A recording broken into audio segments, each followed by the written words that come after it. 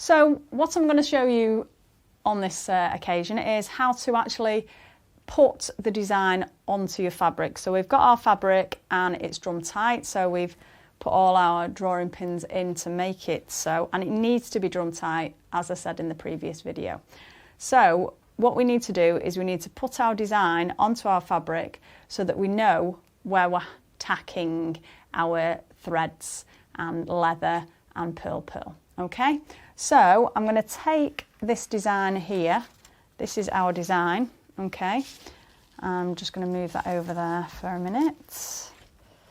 Use that as my backdrop. So the first thing you do is you actually trace it onto your piece of paper.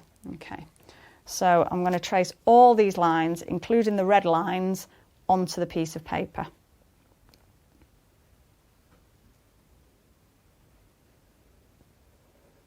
The red lines are actually the felt lines. So the only lines I'm going to tack are the black lines. And what I'm going to tack them on with is a running stitch, and that will secure the design onto the fabric. Now, what you don't want to do is you don't want to do it with a back stitch or anything like that. It's quite a loose running stitch. It doesn't need to be a really tight running stitch. Let's just draw that a little bit better around there, like so. It doesn't have to be a work of art, because obviously we are just transferring this onto the fabric, and that's the purpose of what we're doing here. So when we've actually transferred this design onto the fabric, we'll have the tracing paper left over, and we can actually then, to do the felt areas, we can use the rest of the design, and we can use this black area again for the leather. Okay, so we're just drawing on our lines.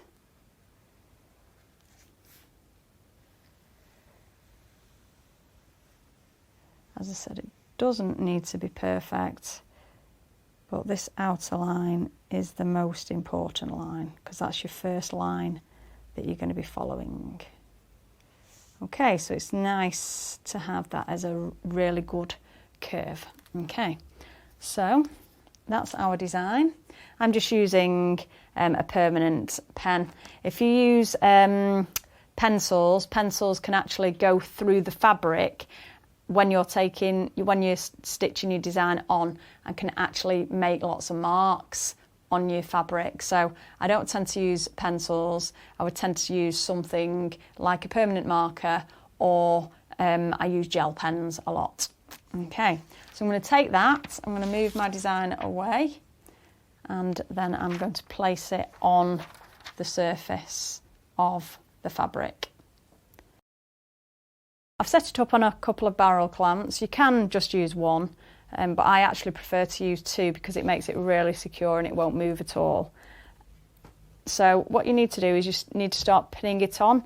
So you just need to pin it in the four corners. So I've pinned it there, just need to pin it here.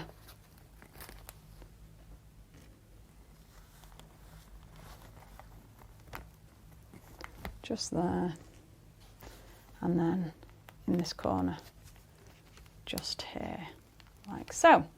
So then you need your needle and thread. So if you get your white thread and you just take one strand of the white thread, just take it into your needle,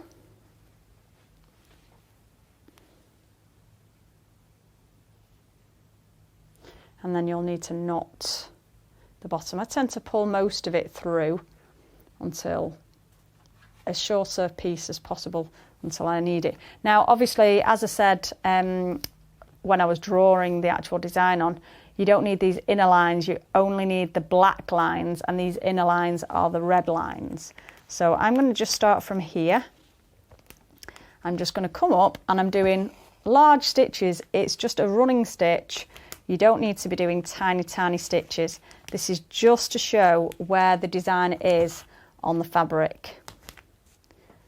So I'll just do a few stitches like this, and I'm going to tack the whole lot on. So This is obviously not going to take me 5 seconds. It's going to take me quite a little while. So the reason why I prefer to tack the design on as opposed to draw it on or paint it on is because if I don't quite get along a line when I've finished the whole design, then I can actually just unpick tacking stitches.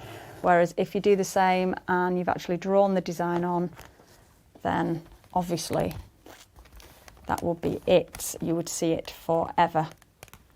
So it depends on what techniques you're doing as well. So if I was doing Ornue or Italian shading, then it wouldn't really matter because all of that area is going to be covered anyway.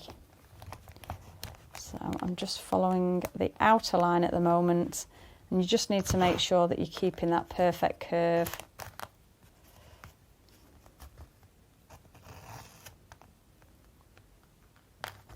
Okay, I tend to do a few stitches and then I pull it through, and that takes you less time, then you're not coming up and down, up and down. So as you can see, these are quite big stitches and it's a reasonable gap between. Now, depending on how much of a curve, depends on how much you actually do your stitches size-wise. If you're doing straight lines, then obviously you can do much bigger stitches because it is all straight. If you're doing very, very severe curves, then you would tend to do much smaller stitches.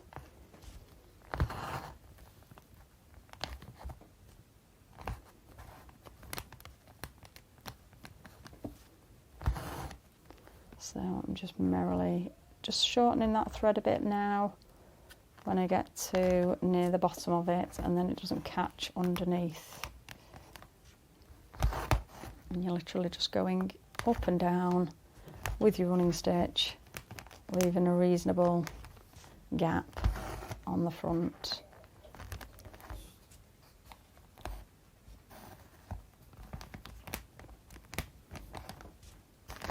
Like so.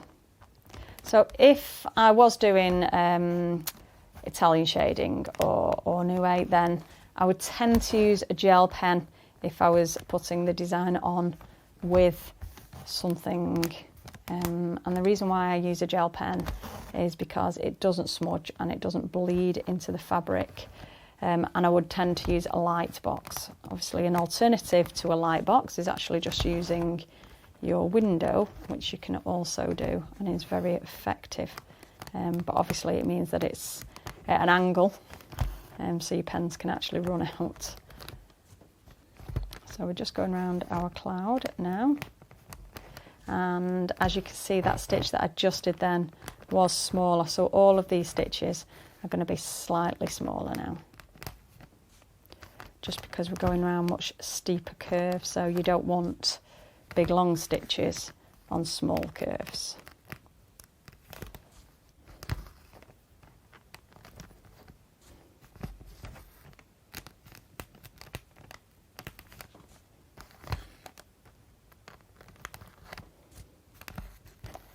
So I am very excited about our rainbow. It is a beautiful design, and I absolutely love colours. Colours are my favourite things to add in Goldwork, because of course Goldwork doesn't have to be just gold. In the old days a lot of it was just gold, but these days we've got so many different shades of gold, or we've got copper and silver, and then we've just got a plethora of different colours of threads and wires now as well. So we can just add, you could just do a piece in pink if you wanted to. You don't have to even have any gold. I had a lady one particular time who said, I don't like gold. She said, I don't like gold. And I said, well, it doesn't have to be gold. The technique is gold work, but obviously you can use any colour you want now. If your favourite colour is purple, which is my favourite colour, then you can use that instead. So I'm using white here. This is one of the colours that you've got in your thread pack, and you have two lengths of the white. And the reason you've got two lengths is because you do actually use it more than any of the other colours. So I'm using the white and probably just use 2 of the strands to get around the areas that we need to get around. Now when you get to the end of this thread, which you will do because as you can see it's getting very short now, then you need to do a couple of little stay stitches. So I'm just going to do that just inside there because that won't be seen at all, so it doesn't matter. If you can, then you can do it on the surface. Most of the time I would actually turn my piece of work over and I would secure it on the back. So just going to trim that off at the back, and then I'm going to get my next thread and I'm going to start that off. So we're just going to thread that up.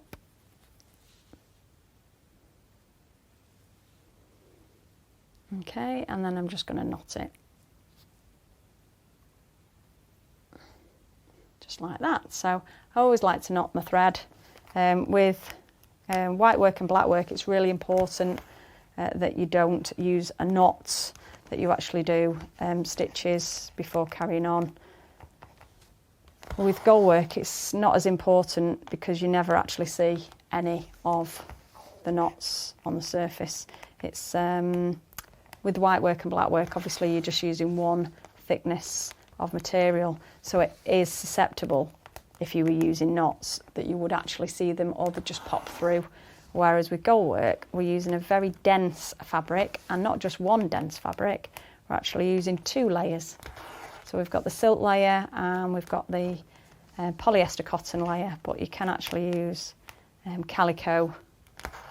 If you've got an old nice cotton pillowcase that's gone a little bit raggedy at the edges, then you could potentially use that as a backing fabric as well. So we like to reuse if we can. So I'm just finishing off our cloud now. Probably just do one more stitch there, and that's our cloud done. Okay, so then I'm just going to finish this off here. Depending on where you got to, if you actually got to here, I would start there and just finish off the rest. But it depends on how big you've put your knots, etc. So I'm just again doing another little stay stitch, and then you need to make sure that you definitely secure these off at the back, because otherwise when you're taking the tracing paper off, they will pull out. So that's really important that you attach them off at the back. So I'm just going to trim that again there at the back, and then just going to put another knot in my thread. Okay, so now I'm just going to start here so that I can finish off the arc, and it's just so that you've got your guidelines there, you know where you're going and you know where you need to finish off your threads. So here is where our first lot of plunging, where our first threads are going to be plunged, and just on the inside, that's the gradual line that you want to achieve. So it's really important to get these guidelines in, and then it makes it a lot easier. And this is quite a simple design. Some are more complex, so you might have more lines, more areas to fill in, you might have little flowers. Sometimes you might just want to put a cross or something like that if you've got some flowers or designs like that. So I'm just going to finish this off, and I'm going to show you how to take the tracing paper off, and that'll be our second video, so that you know how to set your frame up, which is obviously very important, and then you know how to actually transfer your design onto your fabric. So the tracing paper's in there, you just need to put your design on it. Okay, right, there we go, finished our design. Now obviously I could finish that off just there, but if I finish it off this way, you will actually see it. So it's really important that I just do a couple of little stay stitches here, and as I said, you could just put them on the back of the fabric, but for demonstration purposes it's much quicker and easier for me to just do a couple of little stay stitches at the front, and then I'm not moving the frame backwards and forwards. Okay, But as I said, I would normally turn it over and then you don't get any on the front there. Okay, so that's our design transferred onto the fabric. And with tacking, obviously it is just a running stitch. So you just take your pins out of the fabric now, because we want to take our tracing paper off and just leave our stitches. So what I tend to do is I tend to get a really good big size needle. This is a darning needle, and this is the one that we tend to use for plunging all the threads as well. So I am just going to literally go along the stitches, and I say it very, very deliberately like that because it's along the stitches only. It's not in between, and it is not along your traced lines. And the reason for that is it's going to act like a perforation, and then when we come to taking it off, it'll be really, really easy for us to take off. So I'm just going to speed up a little bit now. If you actually do all of the lines, then this area, for example, wouldn't pull off. It would just stay on the surface, and then you end up having to tear it all away. And one of the methods that is taught is the tear the tracing away method, but this is a method that I've developed that I've been doing for about 20 years now, and it's much, much easier. I always say to the ladies in classes, or my students, you know, right, are you going to be able to get it off in one piece? So there's always a bit of a trial, and we always see whether they can do it or not.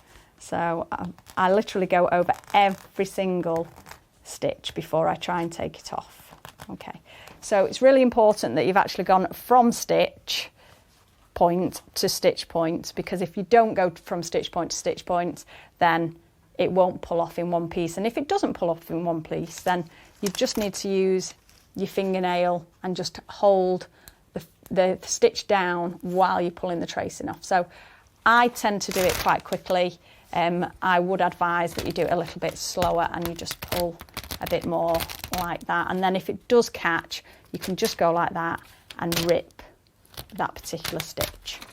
So that's our design all tacked on there. And the thread that I've used is obviously the white thread that's in your pack. But if you were just tacking on an ordinary design, you would tend to use something that is noticeable but isn't too garish. So it hides a little bit, but if you used exactly the same thread colour, then you might not be able to see stitches at all. So say, for example, if you were using a black fabric and you used black thread on the black fabric, you wouldn't be able to see where your tacking stitches were at all. But likewise, I wouldn't necessarily use white on black because that's too noticeable. So I'd use a little bit of a toned, but something that you can clearly see. So this is our design all tacked on. Now, if there are any lifted threads, so if there are any threads that are a little bit loose, just give it a little bit of a tickle on the back and then they will all disappear. So that's our tacking on and transferring the design onto the fabric. So this is our second one. Please come and join us in our third one, and we'll show you how to do the padding area for the rainbow. Thank you very much.